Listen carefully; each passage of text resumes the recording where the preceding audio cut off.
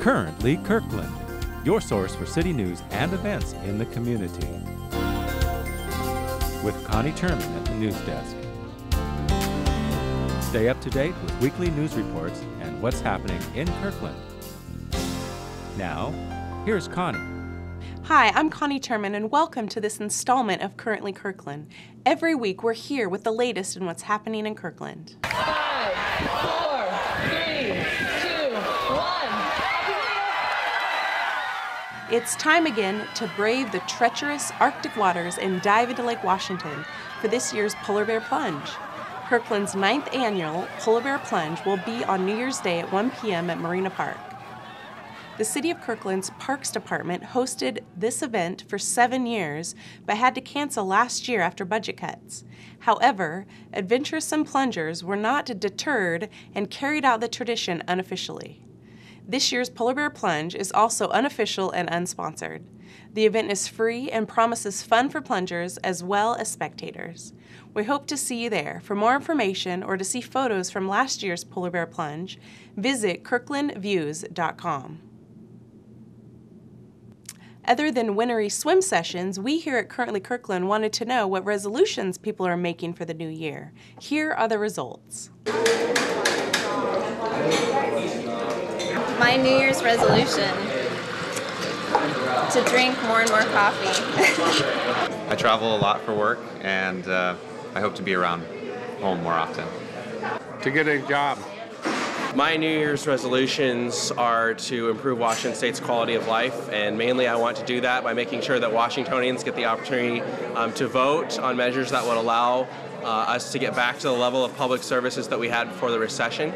And I would also like to make sure that the east side cities are well represented and we get some new leadership at the county level. I'm outgoing Senator Eric Omeg, and my New Year's resolution is to spend more time with my family. Thanks to the voters this year, I think I'll have a unique opportunity to do that. My New Year's resolution is to simplify my life and to really cut back in all the things that I try to do and maybe do fewer things but better, and try to find a little bit more peacefulness in that.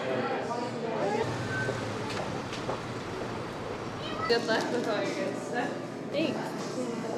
Most of my resolutions are going to gear around my sewing businesses. I have a wedding accessory business on Etsy, and I also teach private sewing lessons. And so I've been trying to read a lot and learn a lot about social marketing and social media marketing so that I can try to move my businesses kind of to the next level. And you can find me at 2 places. One is sewmaris.com, and that is SEWMARIS.com, and also on Etsy at EtsyAtelierMaris.com. I think one of them is we started launched a new business this year, and called Candle Clothes, and our company name is Indigo Root here in Kirkland, Washington, and one of our goals is to really grow it in 2011.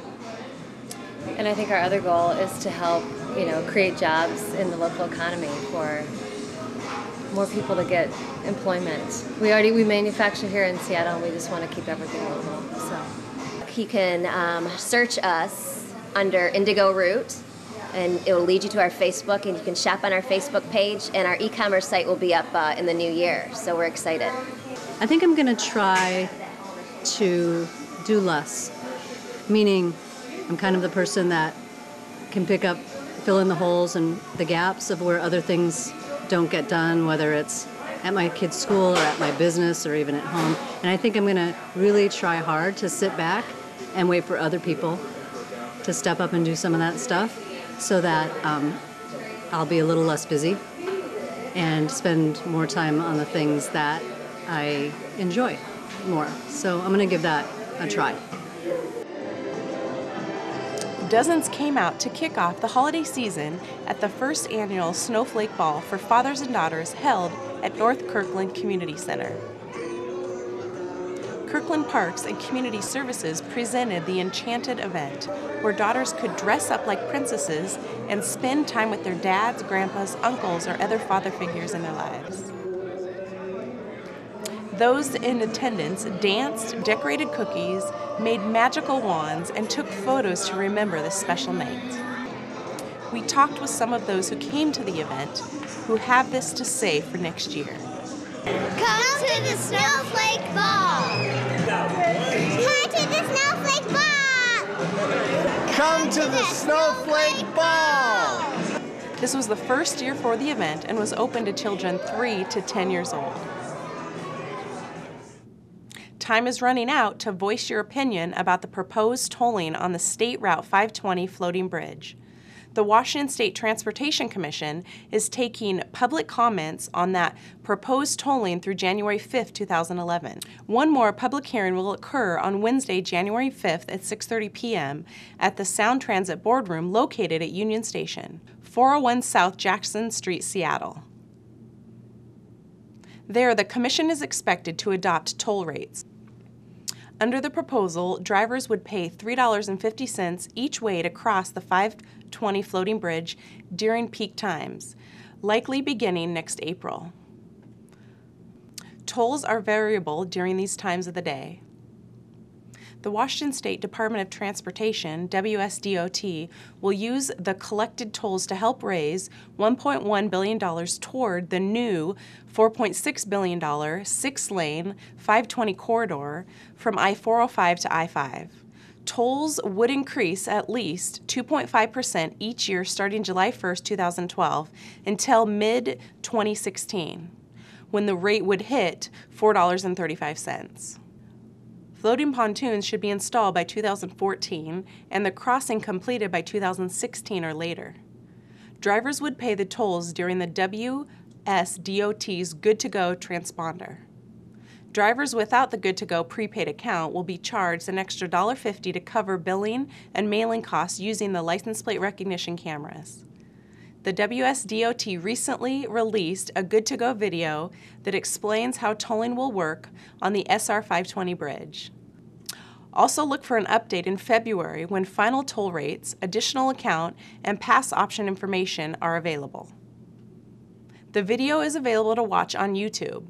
To voice an opinion about toll rates by January 5th, you can email transc@wstc.wa.gov in addition to attending the public meeting.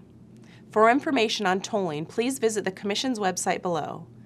If you have questions or comments, you can also call 206-682-7708. Email goodtogotolling@wsdot.wa.gov or visit goodtogo520.org. Attention bus riders, King County Metro Transit is raising fares starting January 1st. There will be a 25-cent increase for all adult Metro riders. Youth fares will not change. Fares will also increase for other Metro products like passes and ticket books. Access customers will also see a change in rates. Fares will increase by 25 cents and monthly passes will cost $45. Seniors and those who qualify for reduced fares will now need to purchase a $27 Orca Puget Pass, good for travel on 6 local transit systems, instead of the monthly or annual reduced fare pass. Cash fares will remain at 75 cents. Metro-only annual and monthly reduced fare passes will no longer be sold. Weekend day passes and Sunday or holiday family fares will also be eliminated. Fare increases are the result of a severe budget shortfall. King County Metro is also pursuing efficiency and staff reductions to deal with the shortfall. Customers can purchase Orca cards and other fare products at Metro sales offices, or they can order them by mail, phone, or online. Customers can find out more about how to purchase Orca cards by visiting www.orcacard.com or by calling 1-888-988-6722. In other transit news, the new Kirkland Transit Center is nearing completion. Sound Transit announced it has completed most of the surface work, like new curbs, sidewalks, and street pavement. In December, contractor Bailey Construction will finish installing the median guardrails down the center of 3rd Street and the bus canopies on the west side of 3rd Street. New landscaping and irrigation will be completed on both the east and the west side of the street. Benches, lighting, and pavers will also be installed in the plaza area leading to the Peter Kirk Park and ball field. In early 2011, pavement markings and signage will be installed in addition to traffic control signal infrastructure on Central Way and 3rd Street. A single northbound lane of traffic on 3rd Street will continue to be maintained until the project is completed. As always, pedestrians should be cautious when walking around the project area. The contractor expects to complete the project in February 2011, with restored bus service to the new Kirkland Transit Center in early 2011. For more information about the project, contact Katie Kasimba at 206-398-5459 or katie.kasimba@soundtransit.org. Further updates on this and other projects in Kirkland can be found on the website below.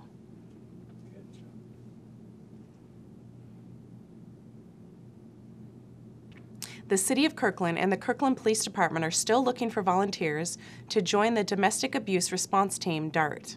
We spoke with Kelly, a current volunteer, to learn more about the program.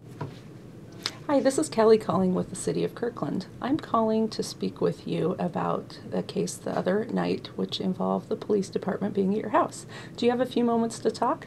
The primary thing that DART volunteers do is assist victims in any way we can. We are what we call victims advocates. Sometimes that is calling and touching base with a victim, in this case regarding the court process and where their court case is currently headed. Sometimes it's providing resources that victims might need, such as community agencies where they can access resources to help their families better. A lot of times, in the event that an arrest is made and the police are involved at that actual time on that day or the next day,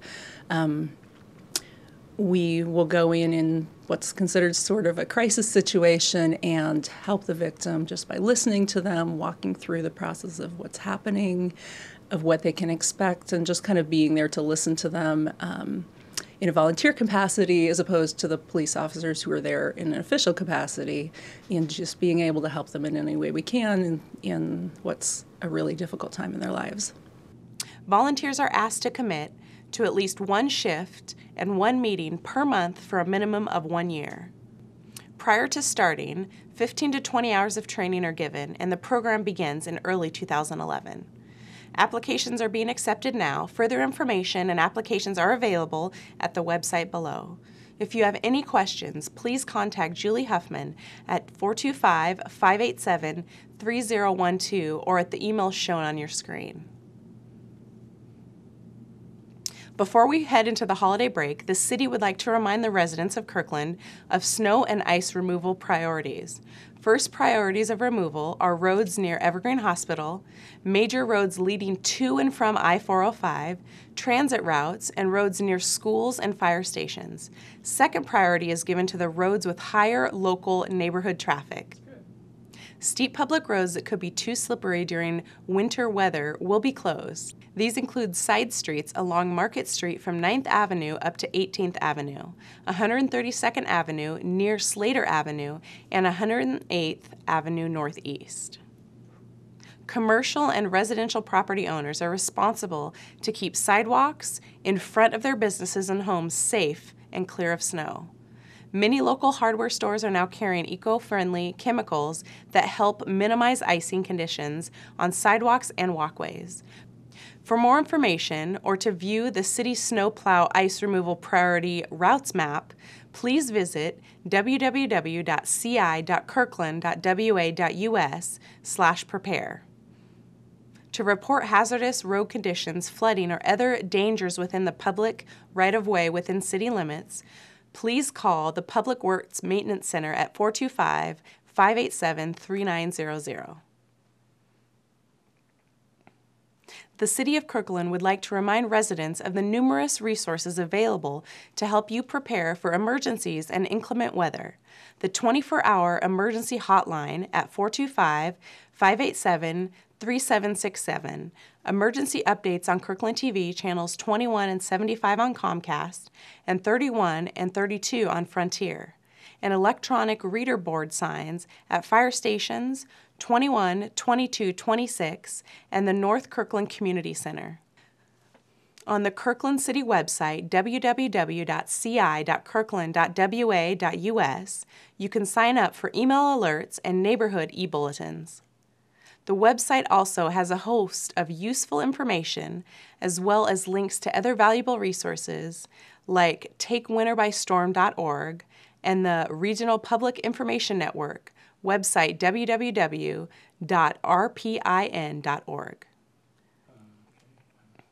Just a reminder, most city offices will be closed December 23rd and 24th, as well as the 30th and 31st for the holidays.